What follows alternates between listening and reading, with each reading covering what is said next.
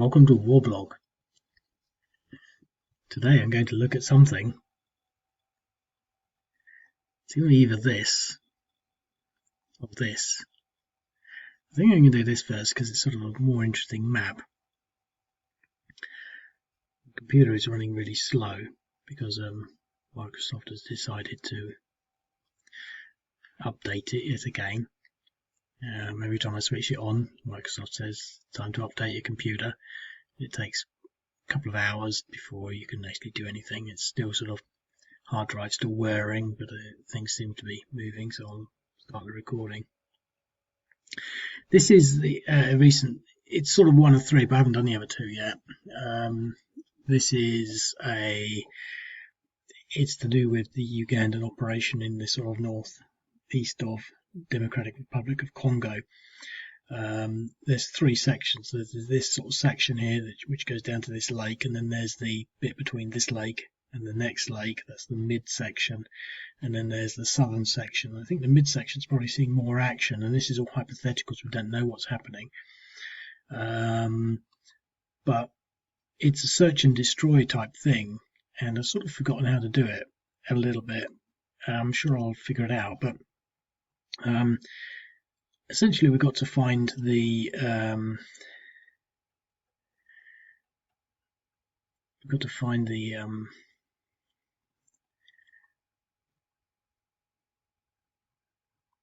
Allied Democratic Force units, the ADF units.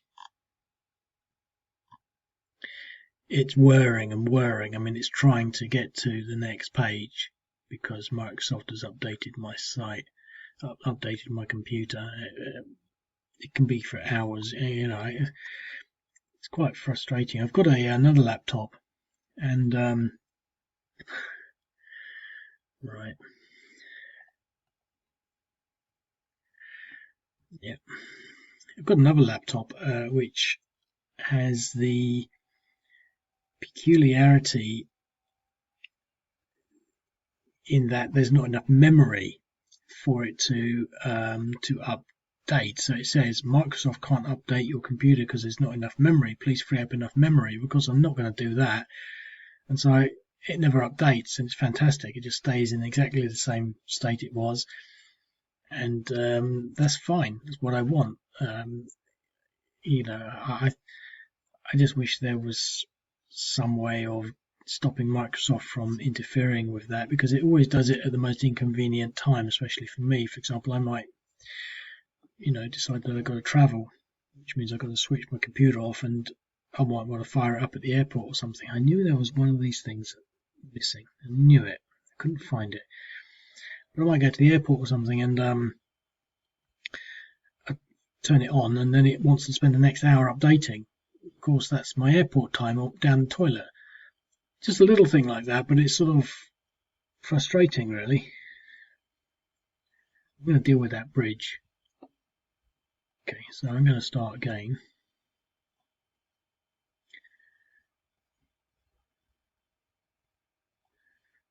There's the bridge.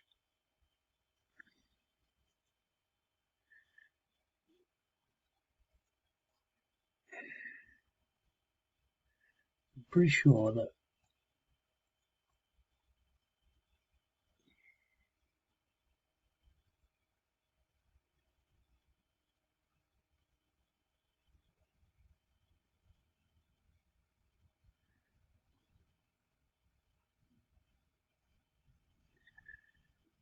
now this works now.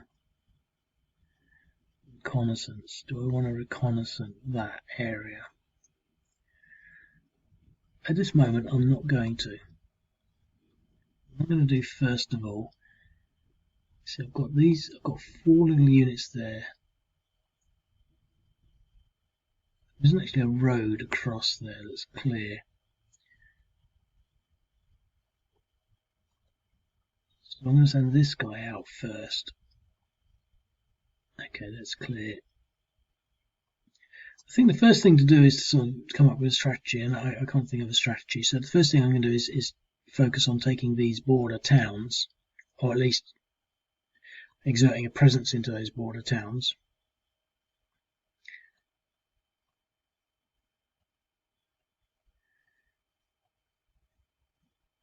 Okay, so we've got some rebels.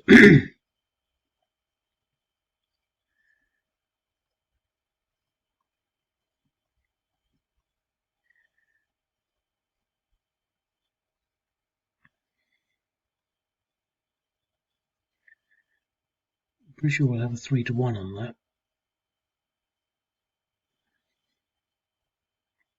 So let's at least do that.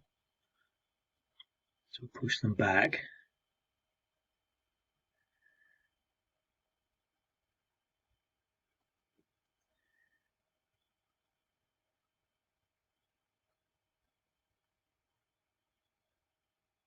And come back to that in a bit. So again, I'm going to use my artillery first. Okay.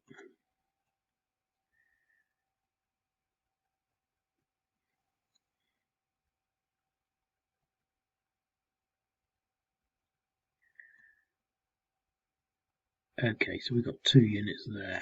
How much movement have we got with the artillery? Nothing. Can't move that anywhere, so that's sort of stuck. So we'll probably want to use our air power here.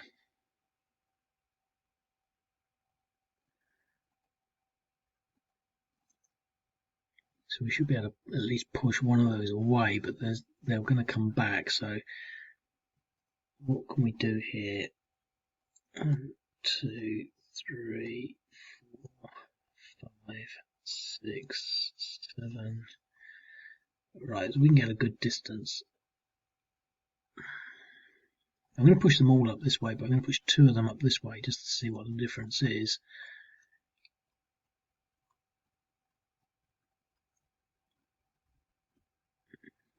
Probably better off having gone that way.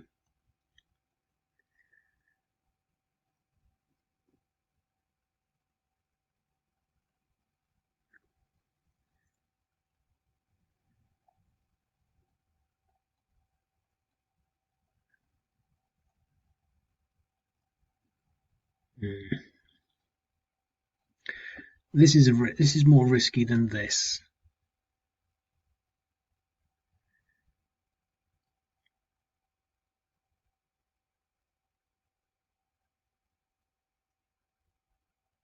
See, the thing is, I could leave my artillery on its own, but these will just go 1, 2, 3. They'll attack it, so it's not a good idea. Unless I can win this battle. And that was good. So he's on a 3, that pushes him over there, so he'll be able to go. I don't know what the movement is through scrub, but I imagine they'll be able to get 1, 2, 3. They'll probably be able to get there, unless I was there. 1, 2, 3. Might be able to get there. I probably couldn't actually even get there anyway, so I'm going to leave that artillery protected. It's pretty much the whole move, apart from my air power now. Now, I could have used my drones for spotting, but this is an emergency, I think. So I'm going to try and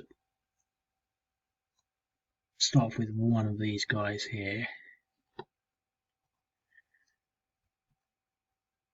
No damage. Okay.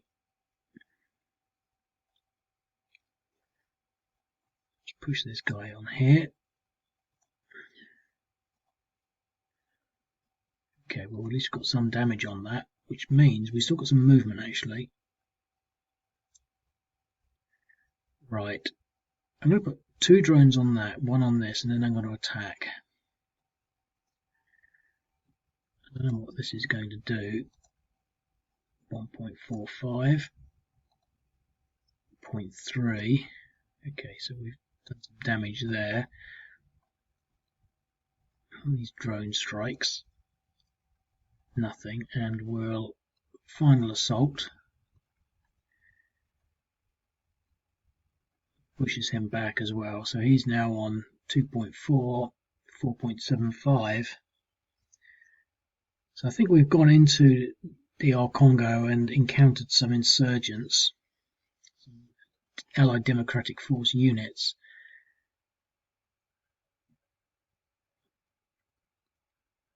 And that's that really.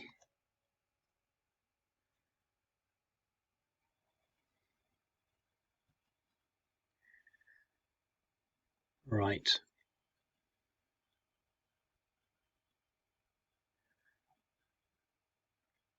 Now the thing is, we could attack that, but it'll probably only be a 1-to-1.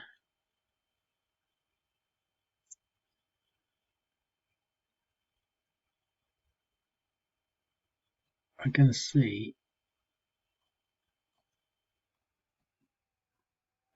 Get across that river there.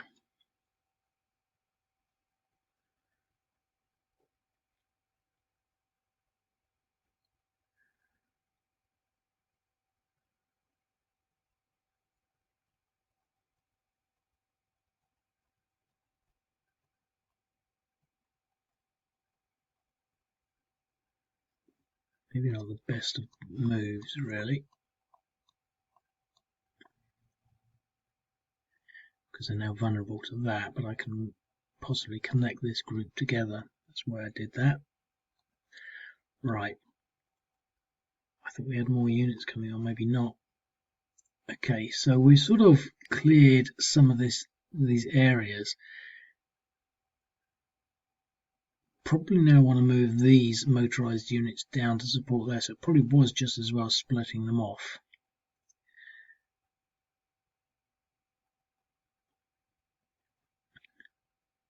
This artillery can reach, get this motorized into there. They're going to be defended behind that river. The thing is, it's not just a case of going up there, because there could be something on this road.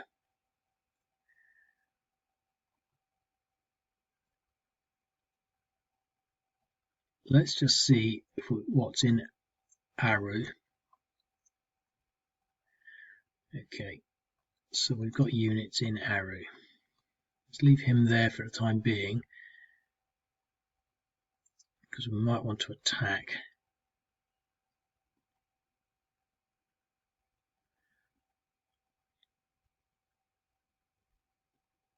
We've got some artillery in here. We've got one shot. We might be able to sort of put some pressure on that, maybe on here.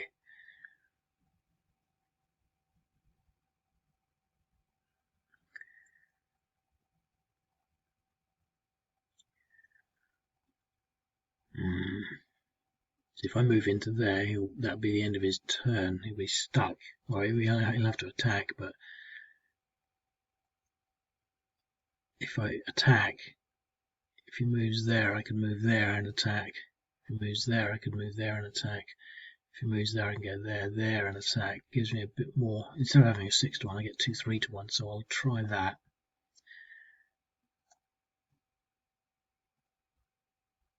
Oh, that wasn't good. An exchange. So they've taken some damage on that.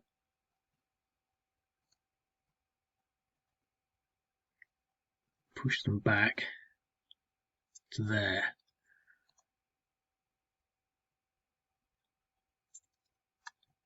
Right.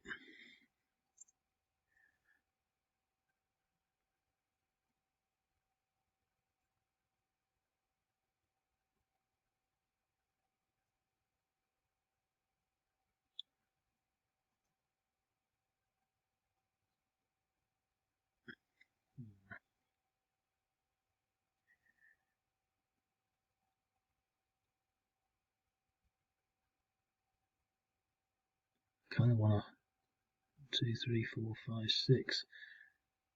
So we've got some artillery up there. I think we're going to pound these guys with artillery and air power.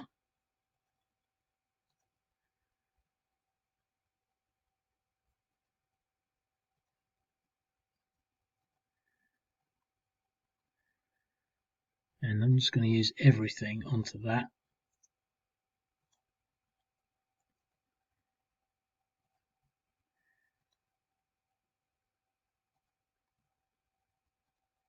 They are, oh my god, they are more than elusive.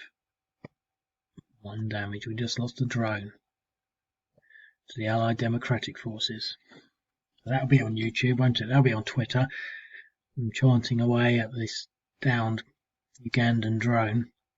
Ugandan don't have many drones, they can't afford it really.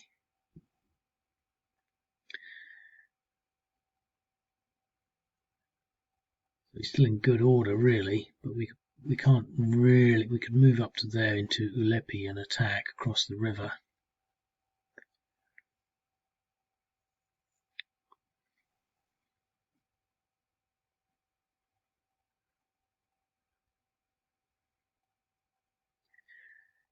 See, I'm not so sure about what to do here. We could use these units to scout this region out. I don't want to leave that artillery on its own. I don't want to leave that artillery on this artillery on its own either. He's only at 1. We've used all our air power, lost the drone. So what I could do is try and move him up this way.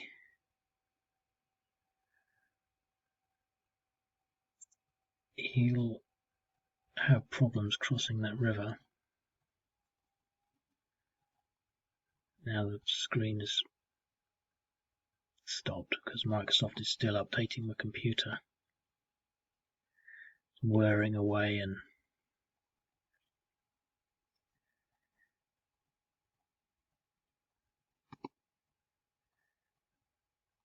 Microsoft is a virus. I've been watching The Matrix, where Mr. Smith talks about the virus. He has a particular way of talking which is quite incredible. We found that the human race was a virus. Microsoft was a virus. I can't do things like that, you know, sort of mimicking my favourite characters from films. Anyway, we push this back. Do we have any movement? No. Would have been nice to have followed that up with our air power, but they're both fairly stonked. I don't know what to do with these. We could move them into Lepi and try and go across the river, but I think we'll do that actually.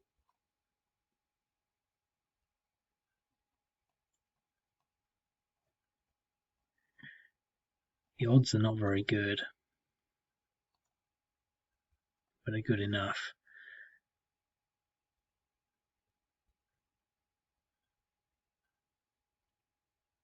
Yeah, I had 4.2, so it wasn't quite 6 because of the river, but he was only at 0.6 for some reason. Which means he's down to 7.15, but he's still in Uganda. So that's that. Well, he's going to recover.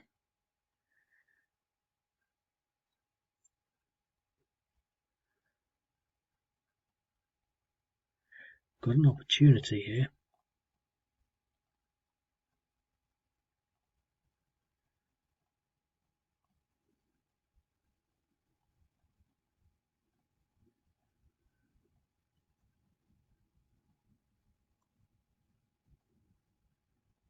Wonder what this will happen. 4-1 and a DE, so we push them back.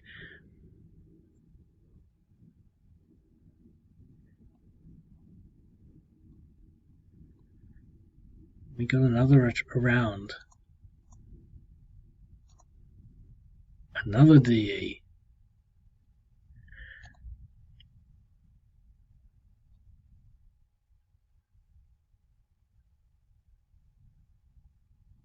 This is going to be really tight, but we've got to do it. An exchange, not so bad, but that is not good news for the Ugandans. They've gone into the DR Congo, they've lost the drone, and now they've pretty much had a mechanized unit wiped out.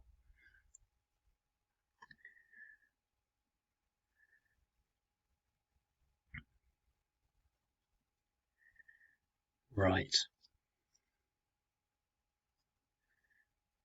So the problem is, this area of operations has got to sort of continue, but we might want to sort of finish up with this first. And what to do with that You see, this unit of operations down here is now vulnerable because we've only got this motorized unit here. Now, if we want to use our artillery, it's at 6.4. See, in theory, we should just be able to walk all over this. We've got these two motorized units which might be able to get down there. These probably won't, but they're on depression 1s. He's on depression 1. We really need to clean this up. I think what we're going to do is this.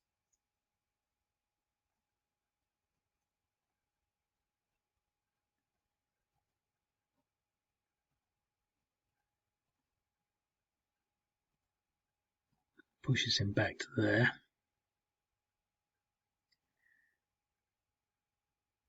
I think I'd rather recover with that. But we can now bring these guys down.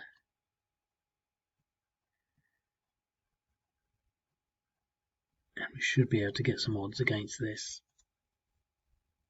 3-1 DR. Okay, that's good.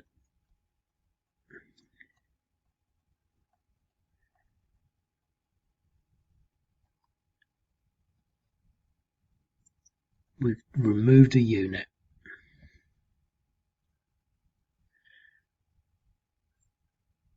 I think what we should do with these is to bulk up the central area now.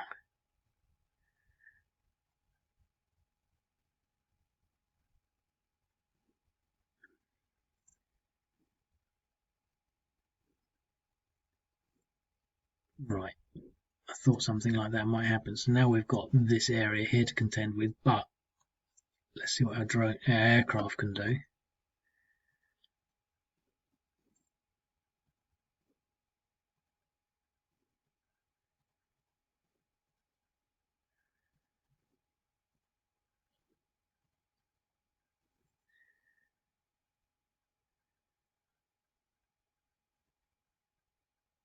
Right.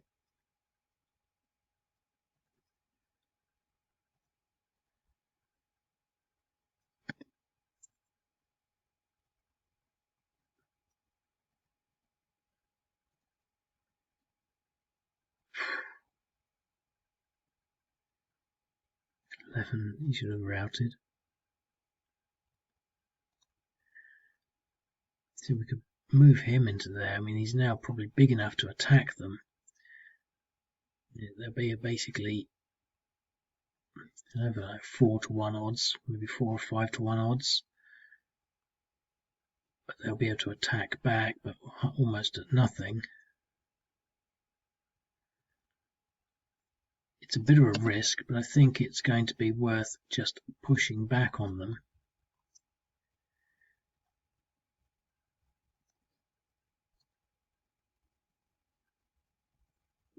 That wasn't good. At least they retreated back there.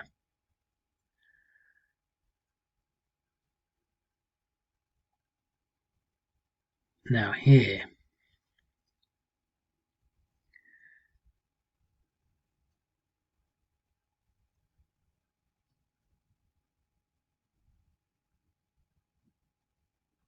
I don't think it's going to get much better. We could wait for air support, but I want to maybe just keep this under half. Oh, we've got some artillery. Let's use that first.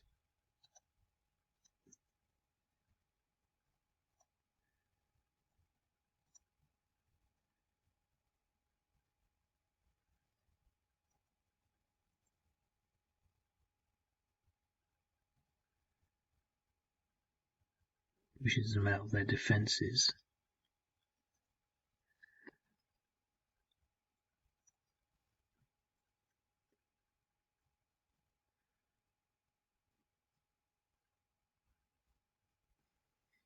Well, there's nothing left of him.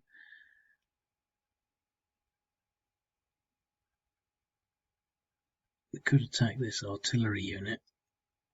Well, that would be quite suicidal.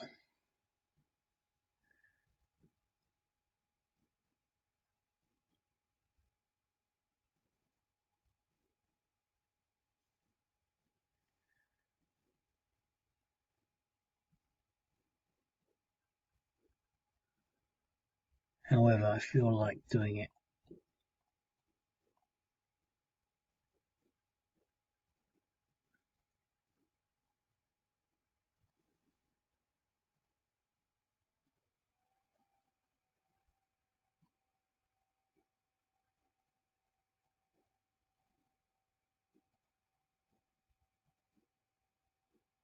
Eliminated him. But we can't run away. But these guys can run away. Over here, interesting position.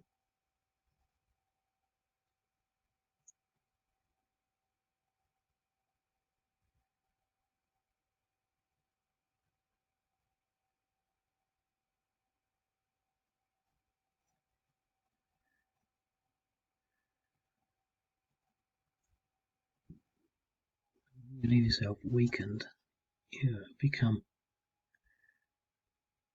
open to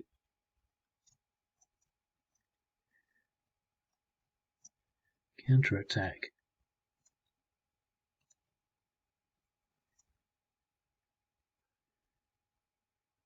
War. Okay.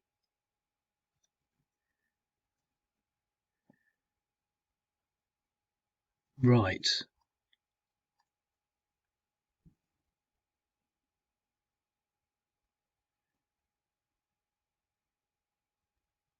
Four. Really want to wipe this guy out. Ideally this guy. But this shouldn't be that difficult. He's on 10. So he can't do anything really. We should be able to just push him back at least and get an idea of what can happen. So we'll attack there. Here.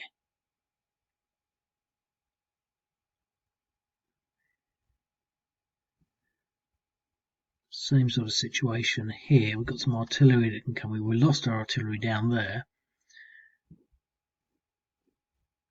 I think we use our artillery on this guy just to weaken him up.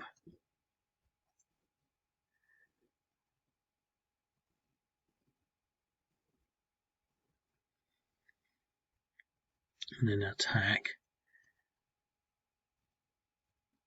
Okay, that's pushed him back. 2.85. We've still got some movement. We can follow him.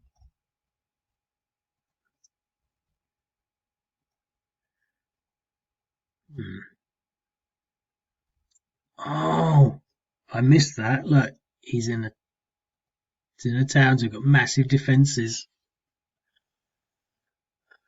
That's what happens when you start to get complacent with just doing things without thinking too much. Which is an interesting point, really, because I should have moved these into there, or at least thought about just holding out in these places as a strategic, strategy. Well, as a strategic sort of process, that would have been what I should have been doing from the outset with the ADF. And I haven't been doing that.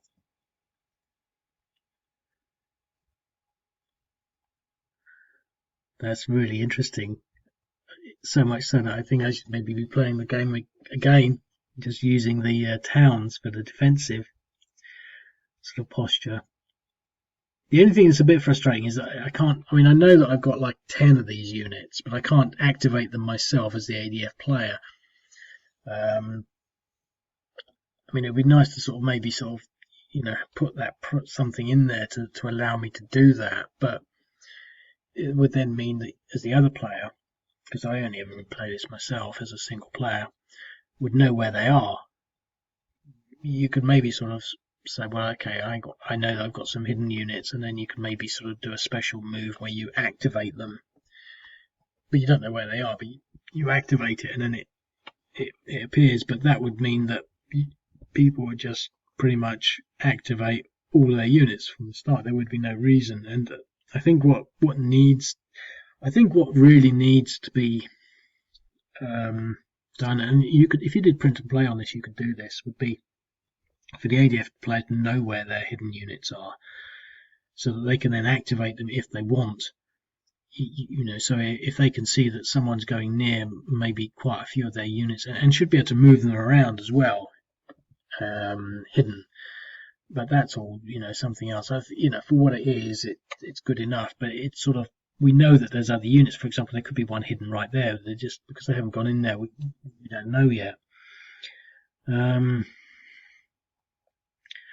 But anyway, I think all the units are going to be sort of destroyed.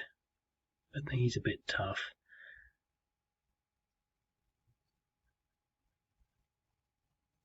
We should be able to chase him out.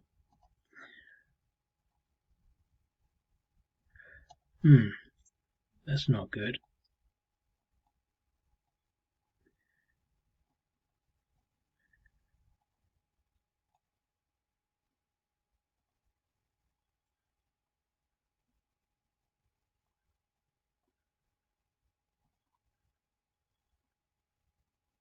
Another exchange.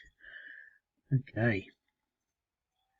So he's at 2.1 and he's stumped both of these guys, and he's on depressions of 5 now. And he's got a town, he's only at 2.28, so they're in strong positions here. Here we should be able to wipe these people out. I mean, he's at 3.5, that's going to be difficult, but we've got this guy who can attack, and then we've got 2 fresh units up here that can do something. And this guy is pretty much gone. I think we're going to send 1 motorized unit impetuously down the road, because there could have been hidden units, and we've destroyed that. So what we can do is start to move him back. We'll use this guy here because we might be able to just move him, but no, he's still alive, so 4.5. He's got some movement. I'm going to take the chance because I don't think crossing across the stream is too much of a detriment. 3-1, that's an exchange.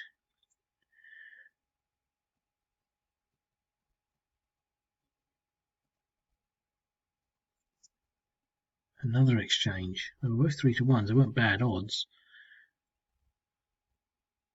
He can't move any further, can he? So that's that. I don't want to move with him because he's depression 10. So that's that. But we do have air power. I'm going to do 2 on this and 2 on the other one.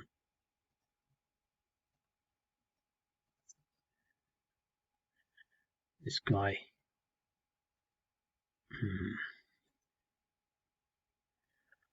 Can let's put some damage on this guy.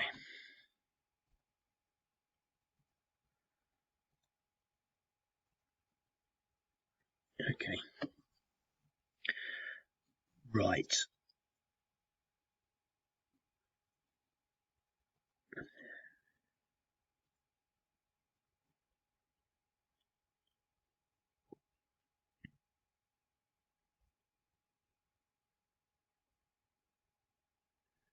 I could attack that unit. But what I could also do here is try to destroy this unit. And then move back. Yes, we eliminated him. But we don't have enough movement to get back.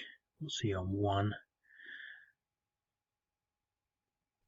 Well, I don't think we have much choice. Oh, an AR, and yes, what a fortunate AR, because we now move back into the town, giving us excellent defensive position. We're staying there. What I want to do with him, I want to move him into there, but on the way I want to attack this guy. But it'll probably be pretty much the same. I don't want to attack him.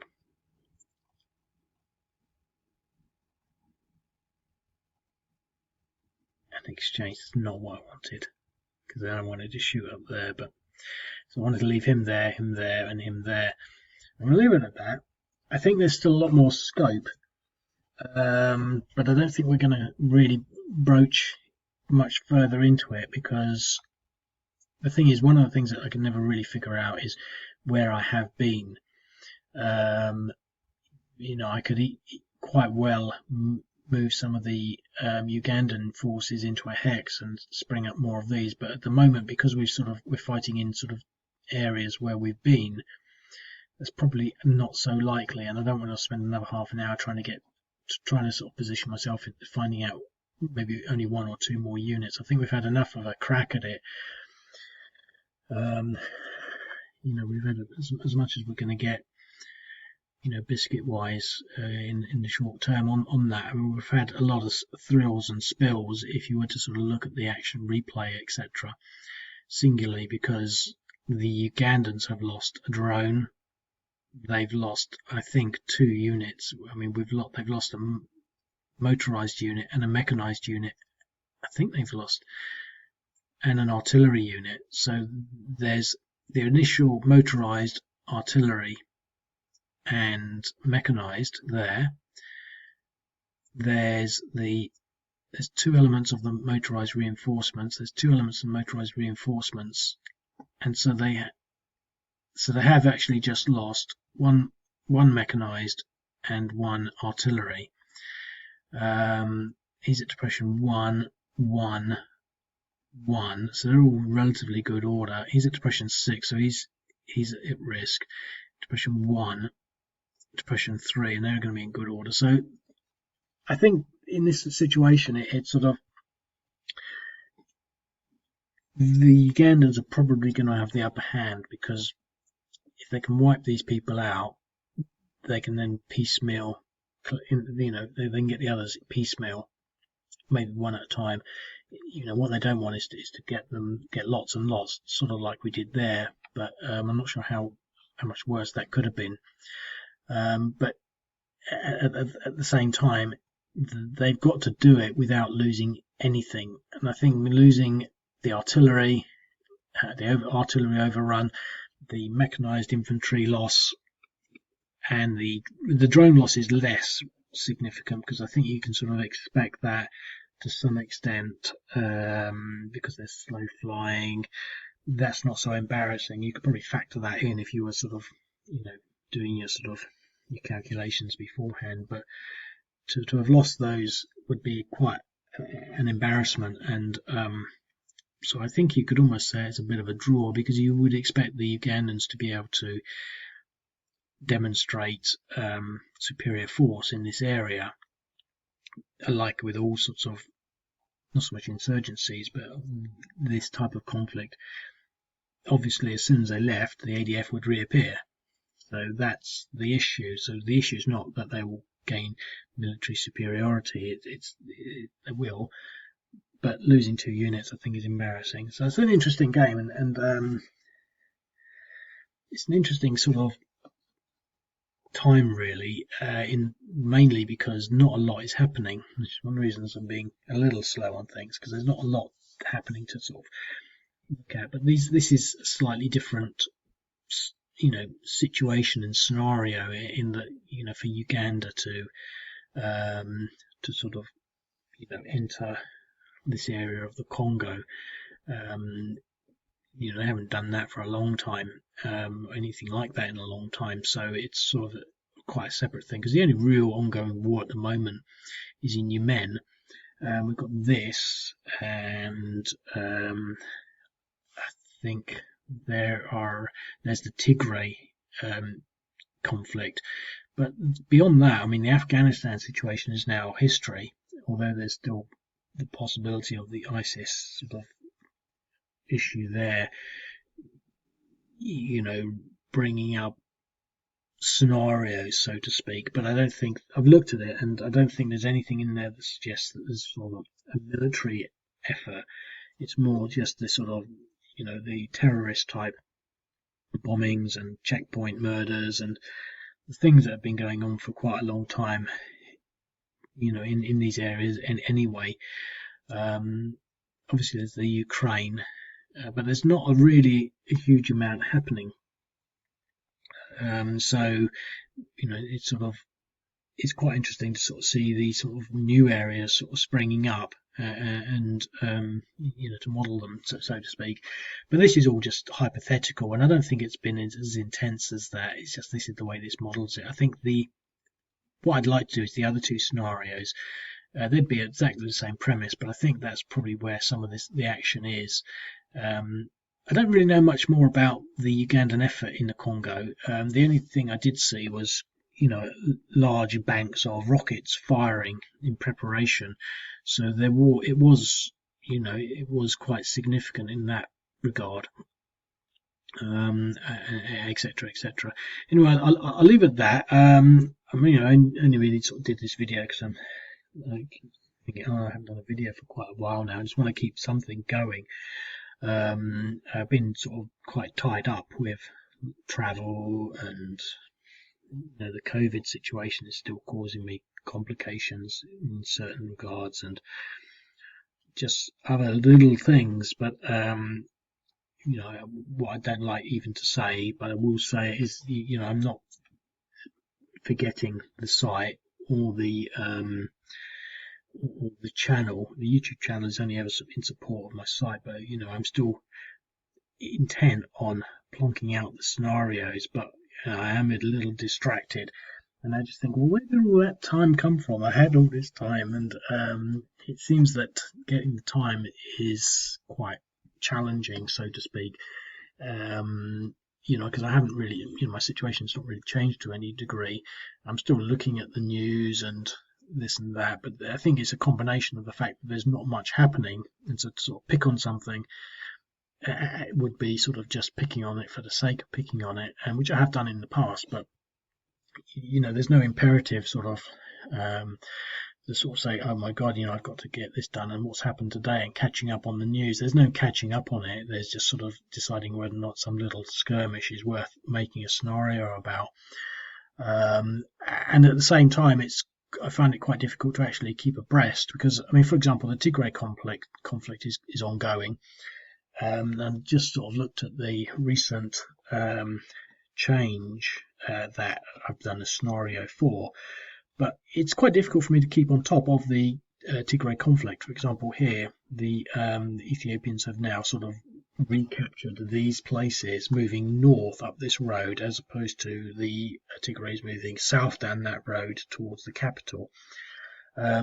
But there's no singular place to sort of, it's not as though you can log into the BBC and find the latest coverage. There isn't really any latest coverage. The only way I'm sort of getting any sort of indication of what's happening is by looking at the live map situation, and even, which is based a lot on the Twitter sort of feeds. And so, even getting access to it, if I didn't make an effort, I wouldn't know there was anything going on in Tigray other than children being hungry, because it's the only thing the BBC will report on. But with regards to the sort of the military dynamics, it's actually quite hard to find any sort of thing that sort of suggests any continuity in the sort of the kinetic flow associated with the conflict, and which is what I need really in order to sort of say, oh well, this is what the change in direction, change in strategy. There's no overwhelming information source. I know there are others, but I have to sort of start digging down a lot harder. Even Al Jazeera is quite sort of biased towards certain things. So I was looking through things today, and I know that there are things like in Wikipedia. Some people, they keep these Wikipedias fairly up to date, where they detail particular initiatives and operations and activities and actions, so to speak, that you could then say, oh, okay, well, this is what happened then. And so I think I'm missing out on a few of those, because I just don't really have time to sort of be digging down in the news to find things. It needs to be sort of, I go to the South Front site, fairly regularly, and if they don't report it, or if it's not reported sort of in the mainstream media, or it's quite easy to dismiss them. Again, other things like Kashmir, there's always something happening in Kashmir. A lot of the there's some things in the Afghanistan-Pakistan border area is still sort of relatively active. Even some of the insurgent sort of terrorist actions in Pakistan, sort of thing. I looked at that and I thought, they could do that, but then I forget about it. Obviously, the one thing that's always puzzled me is the ongoing and never-ending Ukrainian situation, and they're always bombarding each other. But I really seldom do scenarios about it because they just don't do any sort of movement. There's no kinetic action. But apparently, Russia has got like 50,000 troops massed up against the border, and there's always the ongoing sort of Israel has now blown up another million people in Syria, and is Iran going to do anything? And nothing ever happens there, and there's explosions and things happening in Lebanon and all these places. There's always a hint, there's always sort of the edge of some sort of larger scale operation, but there's never actually something that is significant enough, or at least at the moment, that's in my face to sort of warrant me to say, oh yeah, now I've got the imperative to, to actually sort of sit down and start, adding the scenarios. And of course, the thing is, the whole premise of the site, and it does represent to some extent not so much my laziness, but my distraction, so to speak, away from the site at the moment. This period of time I should be doing the historic scenarios, and I've got a book, and I know I want to be doing it, and I've got the book on, for example, the Korean War scenarios, and I haven't been looking at that. It's right next to my bed where I sleep. Every night I sleep with that big Forgotten War, Korean War book just inches away from my head, trying to sort of, and it might as well not be there, but I've got the other book, which is really, really the one that I want to be going through with all the Vietnam scenarios. So now they've got this downtime in sort of modern conflict, it should be whacking through the Vietnam scenarios, but of course that's somewhere else, and I'm not doing that. So I am being a bit lazy, but I just sit there thinking, where's all the time gone? And so I'm going to have to sit down, and it's a long-term thing, so I'm looking forward to being able to sort of sit there, and because what I am thinking is you do need what I call spare time. You need spare time to be able to comfortably sit down and digest a certain tract of information. For example,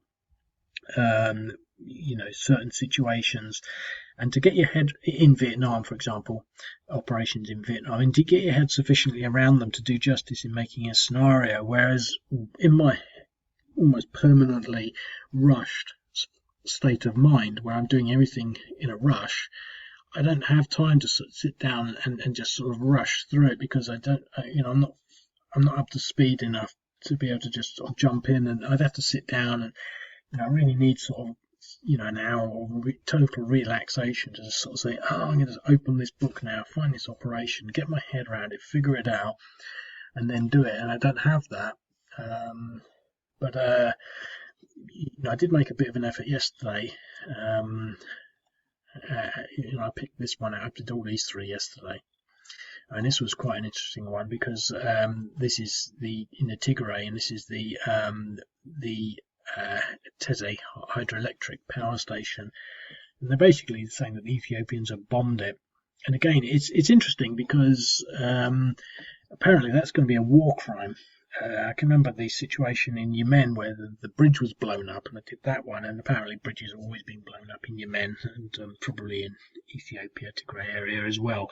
But the power station and the dam, if you look it up, it's a massive structure, and they say that it's been blown up, but I think they blew the substation up. I don't think the Ethiopians would blow the dam up. And they say, it's going to be down for a couple of months. I mean, you don't repair a dam in a couple of months. But what they've done, so I've put both the objectives in there. So you can either blow the substation up or the dam. I'm not going to play this scenario, but I did add this, and these are the little ones that you sort of, these are the things that you're never going to sort of come back in 10 years time and say, I'm going to do the Tigray, the Tege hydroelectric power station scenario. These are ones that come up out of the immediacy of a headline, that can then be applied. But it's quite significant, because if they have done that, you might have thought that, I can remember when it happened in Yemen at this bridge, it wasn't a big news, but it's sufficient enough for the sites that sort of report war crimes, and they constantly report where the Saudis forces are bombing and when they're bombing, and looking at things like bridges, because you can't attack infrastructure apparently. I mean, I don't know where that came in.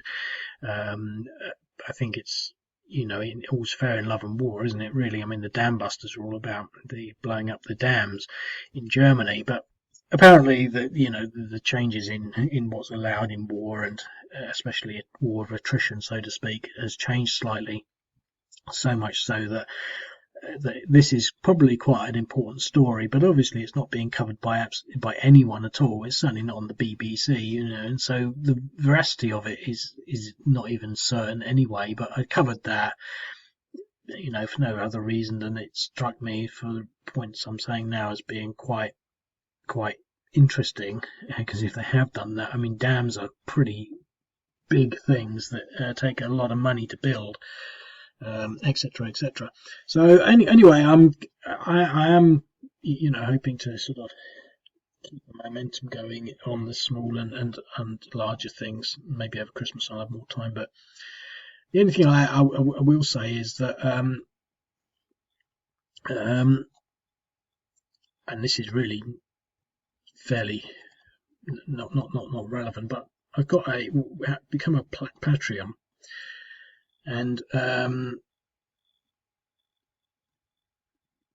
you can become a patron, and I realised I have one Patreon. So I only discovered this yesterday. I can remember somehow in the past someone signed up, but they didn't seem to sign up. And I don't really know how this Patreon thing works, but they've been signing up. So if you're listening to this as a Patreon, then thank you. Obviously, the amount of money is sort of, I don't want to sound ungrateful, but it's sort of not a lot. But at the same time, you sort of think, hang on, this gives me a bit more motivation, because now I have an audience of one to satisfy. I mean, at £3 a month, it's not worth it, but I don't want to sound ungrateful, because I am grateful. It has an effect, and this is something that's why I sort of did 3 of them yesterday, but I don't know how I found out.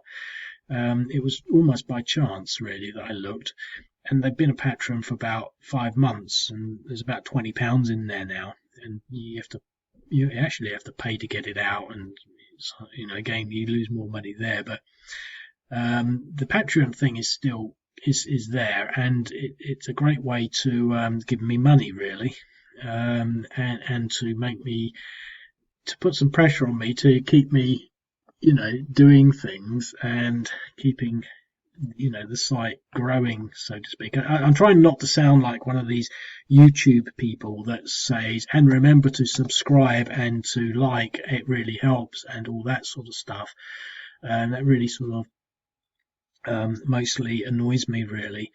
But it's still it's still sort of fairly key, and it does actually make an effect. I mean, in my YouTube videos, I'll never say please subscribe, please like, or anything. I never do that, because it just seems so, I get so tired of watching videos where people prompt you to do that. It's like, why? And I don't subscribe to anyone anyway. I don't follow anyone, and not because I'm narcissistic in any sense, but because it just seems to me that it's a contrived system that essentially really is only there for the gamification of the social structure, and also for the manipulation and not so much abuse, but basically the manipulation of perception of popularity, because you get groups of people and they just like people because they are their way of thinking, and it frustrates me, really, because it's all clear, largely bogus. Not so much in the wargaming thing, but I was looking at just the other day at people that review books, and they don't review books, they just go out and they do a book haul. They buy 20 books and they just talk absolute crap. And I can talk absolute crap, but I'm talking absolute crap about a very particular genre, a very particular thing. That's wargaming, hex and counter wargaming. So there is a sort of a pedigree in that, in the sense that I am interested in that. But when it comes down to books, I mean, a lot of these people, they're doing it because it's easy entry. You just buy some books, pretend you read them. I mean, they probably do read them, speed read them, but it's like a lot of these things, like unboxing videos. You get the feeling that the only reason they bought that game is so they can justify themselves doing an unboxing video. And it seems to me that there's a sort of an uncharted agreement between people, YouTubers, and God, that the more money they spend on doing these sorts of things, the more traffic they're going to get. So, and you sort of think, well, do you actually have an interest in that game? You just bought this game, or did you just buy it to unbox it? And will you ever actually play it? And if you do play it, will you play it more than once? Because when I was young, and I've said this a few times, when I was young, you buy a game and you play it 20 or 30 times and you become really good at it, in the sense that you enjoy playing it, you understand the strategies, the tactics, and you know how to play it. Not all games can be played 20 or 30 times, but some of these big games, and especially I mean, these games in here, one of the things I'll always say about Warblog is quite a lot of these games are designed for you to play maybe 10 or 20 times, again and again, and when you sort of consider that there are over 900 games at the moment, that's no small thing. And I think that unless you actually are playing a game multiple times, you're not really playing it, because the first time you play it, you're learning it. The second time you're playing it, you've just got over your learning curve, and you're realizing now that you can play it more fluently. But the third time, you probably got the hang of it properly. But it's only on the fifth, sixth, seventh time you actually start to understand the nuances of the game's mechanics. And maybe not exactly like that, but what I'm saying is there's a lot of people out there on YouTube, and they're just on this sort of this train of sort of like buying things, and the book hauls, just buying books and reviewing them, and just for the sake of it, to create more and more videos. And you look at them and think, well, that's not actually particularly entertaining, but they're getting 20,000 views on their video, and all they've done is gone to the thrift store and bought 20 books, and they're just larking about on what they bought. Same with fashion, clothes. There's so much of that on YouTube. So that's, I don't sit there and say, oh, please like my videos. I would never say that. If you want to like them, then you will. There are people out there that just sort of in the habit of doing that. I'm too old to do that myself. It just seems that, but I do accept there are people out there that think, oh, that was good, I'll like that. As well as people that just hate everything and they won't like it, etc., etc. So anyway, that's all just diatribe now. I hope you enjoyed the video. I didn't mean to go on for an hour. I did actually mean this to be just a short 15-20 minute video once I get on with other things. But anyway, I've said a few things, and hopefully I'll be doing another video shortly, and I'll speak to you later. Cheerio.